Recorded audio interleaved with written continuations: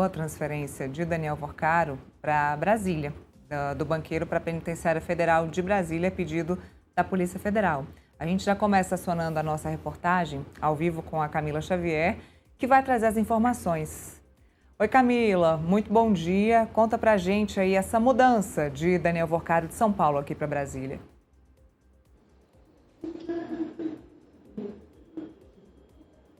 Bom dia, Neila, Felipe, todo mundo que está aqui acompanhando o Contexto Metrópolis. Isso mesmo, a Polícia Federal solicitou essa transferência para o ministro André Mendonça, que é relator do caso lá no Supremo Tribunal Federal, e ele acatou esse pedido, acolheu esse pedido e determinou a transferência imediata de Daniel Vorcaro, ele que está preso lá em São Paulo, no presídio de Potim, no interior de São Paulo, e que agora vem para uma penitenciária federal aqui em Brasília. Isso porque a Polícia Federal alegou que aqui na Penitenciária Federal eles teriam mais condições, as instituições teriam mais condições de fiscalizar essa prisão de Daniel Vorcaro, sobretudo considerando o fato de que ele tem influência sobre instituições. Ele inclusive foi preso desta vez agora, nessa última operação, justamente por conta da sua tentativa de intervir nas investigações, a sua capacidade de obter informações nas instituições. Então, aqui,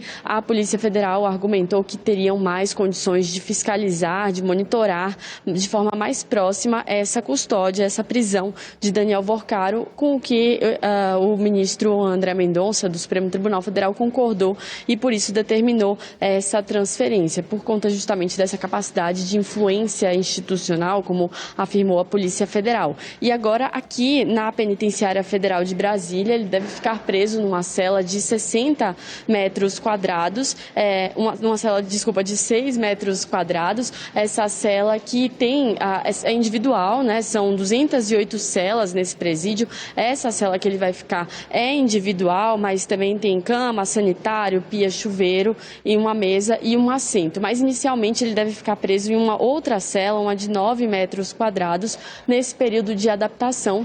Mas a ideia justamente dele é que ele chegue por aqui e fique mais próximo das instituições, tem a sua prisão com mais condições de ser monitorada pelos órgãos federais que têm as suas sedes aqui em Brasília. Então isso vai facilitar esse trânsito. Ele que ainda não chegou, ainda está nesse processo de transferência, esse horário exato que ele chega aqui não é divulgado, justamente por conta de questões de segurança nesse processo de transferência, mas deve chegar ainda hoje, no final da manhã, começo da tarde aqui em Brasília. Neila.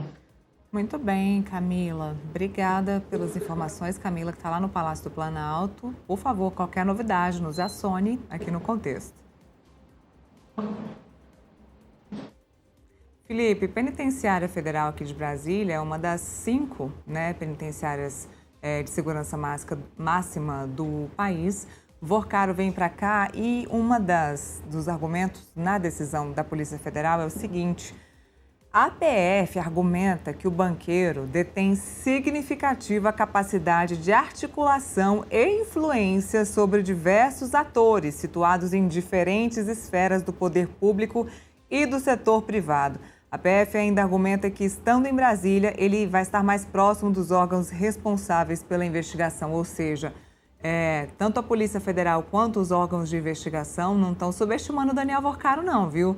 Estão entendendo que ele é, sim, uma liderança importante, quase que de uma facção criminosa, porque a gente sabe que presídios como esse, de segurança máxima, quem está preso nesses presídios são, sim, líderes de facções criminosas. Comando Vermelho, PCC, é segurança máxima mesmo. Então, as celas são bem pequenininhas, são 6 metros quadrados de cela, eles ficam isolados, então é para a pessoa ficar separada, solitária, a famosa cela solitária. Ele vai ter muito o que pensar ali sozinho e pela decisão o que a gente compreende é isso. Entenderam que ele é um grande e um excelente líder e articulador, Felipe. Mas né, Neila? Ele é realmente uma liderança de uma facção criminosa, né? Quem tem esse cara do seu lado é mafioso, né? Quem contrata pessoas para entrar em registros de sistema da Polícia Federal, do Ministério Público Federal, da Justiça, é criminoso, né? Ele é criminoso, ele é líder de facção criminosa, sim, né? Então ele tem que ser tratado como tal. quem ameaça jornalista, né, e ameaça, por consequência, o Estado Democrático de Direito, né, porque o direito de imprensa, vamos lembrar o básico, né, é a baliza, né, é o pilar do Estado Democrático de Direito, né, é mafioso, então tem que ser tratado como tal, né? E você vê, Neila, o tempo que ele ficou solto, né, o quanto que ele articulou, né, o quanto que ele conversou com pessoas, o quanto que ele conversou com autoridades, né? Antes de ser preso, ele mandou mensagem pro então, né, principal ministro poderoso do Supremo Tribunal Federal, Alexandre de Moraes.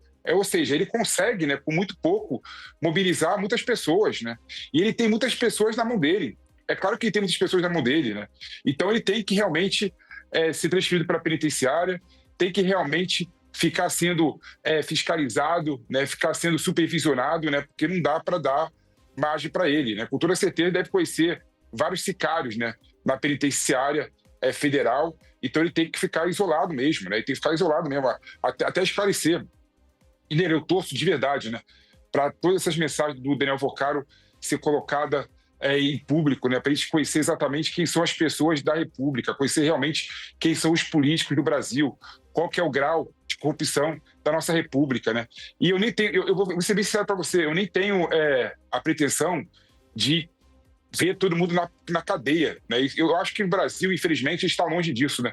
Mas que pelo menos daqui em diante a gente age de forma diferente. A gente tem instituições diferentes, a gente tem o Supremo Tribunal Federal diferente, a gente tem uma república diferente. Porque do jeito que está, pelas informações até agora colocadas pública, pela disponibilização das informações do processo Daniel Vocaro, nós temos realmente não uma república, uma plutocracia corrupta no Brasil. Bom, desses últimos meses, de novembro do ano passado para cá, quantos nomes a gente citou, né? Quantos nomes e quantos órgãos? A gente passou do ministro Dias Toffoli, que era o relator do caso no começo, que queria manter o sigilo a qualquer custo disso, que depois teve a relação aí com a venda do Resort Taiaiá. Agora a gente vê o ministro Alexandre de Moraes, governador Ibanez e também a questão do Banco de Brasília. Daí a gente já vê os dois servidores de dentro do próprio Banco Central. Temos Ciro Nogueira e outros parlamentares que foram citados aí pelo próprio Daniel Vocaro. Então, realmente é uma rede que ele conseguiu criar dentro de todos os órgãos importantes, do parlamento ao executivo, a reunião que ele teve com o próprio presidente Lula, e que o presidente Lula já sabia da investigação, o presidente já sabia que o próprio Banco Central estava investigando e que podia liquidar o Banco Master. Na matéria aqui já diz que o Daniel Vocaro já sabia que existia uma investigação, ele teve acesso ao sistema da PF. Olha em que ponto chegamos, Felipe. Ele tinha acesso ao sistema do PF, da mesma forma ele teve acesso ao sistema do Ministério Público, e tem uma das matérias também que conta que ele tentou forjar um documento para enviar para a Meta. Olha só até onde ele quis chegar, ele quis também ter acesso aí já na questão virtual, tentou enviar para a Meta, forjar um documento para tentar stalkear a noiva, a namorada dele. Ou seja, tendo acesso à Meta, também ele teria mais um poder. Então, ele não estava satisfeito em estar com poder em um ou outro órgão, em um ou outro local. Ele queria estar com poder em todos os lugares. O grande problema de quem tem o ego muito grande, né? Chega um momento que cai. Não consegue segurar. É o caso do Daniel Vocaro, que tinha tudo para se dar bem, para chegar num ponto ali, o ponto de inflexão, mas não se segurou, queria mais e mais e mais. E um rapaz, né, de 42 anos, Felipe, agora vai ter que se segurar na cadeia sozinho. Vamos ver se vai gerar uma colaboração premiada, se ele vai aguentar ficar numa prisão de 6 metros quadrados, uma pessoa dessa, que mora num bairro nobre, aí eu estou falando de uma das várias residências dele, mora em um bairro nobre de São Paulo, frequenta os melhores lugares do mundo, está sempre rodeado de muitas pessoas importantes, de várias namoradas, com muito luxo. Vamos ver se uma pessoa dessa vai conseguir viver em uma cela de 6 metros quadrados ou se isso não vai forjar uma colaboração premiada. Tomara que tenha uma colaboração premiada, né, e seja passada ali por a República. Aí você vê, Nira, a que ponto que esse cara chegou, né? É uma pessoa que tinha dinheiro, né? Era bilionário, né? Dinheiro que a gente sabe que veio de forma espúria, né? Vendendo título de CDB, né? Sem nenhum tipo, com rentabilidade muito maior que o mercado, e não conseguiu se sustentar, e comprava ativos financeiros sem nenhum tipo de liquidez, né?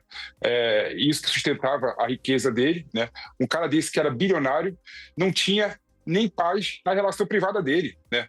Ele chegou a falsificar o ofício para a Meta para poder supervisionar a namorada, a noiva, né? Olha o nível dessa pessoa, olha o nível dessa pessoa.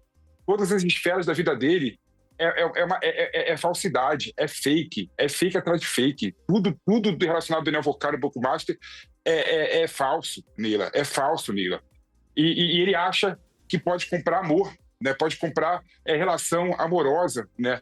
Aí manda ofício privado falso para a Meta para poder entrar na conta da noiva, né? E olha o que ele fez. Ele usou esse tipo de expediente privado, espúrio, na vida pública dele, né? Entrando em contatinho com o ministro do Supremo Tribunal Federal, entrando em contato e pagando relação, né, com políticos dos mais diversos partidos e dos mais diversas ideologias, né? Pega o PT da Bahia ao PP, passando pelos republicanos, ou seja, do Daniel Vocaro tudo é falsidade, tudo é achar que pode comprar, né, todo mundo com dinheiro, né? Então que ele tenha como consequência e resultado da vida dele exatamente o que ele está tendo agora, a prisão, né, numa cela de 6 metros quadrados. E eu espero realmente que mais gente vá lá acompanhar ele nesse processo todo no final, Neila. A gente já volta a falar sobre isso,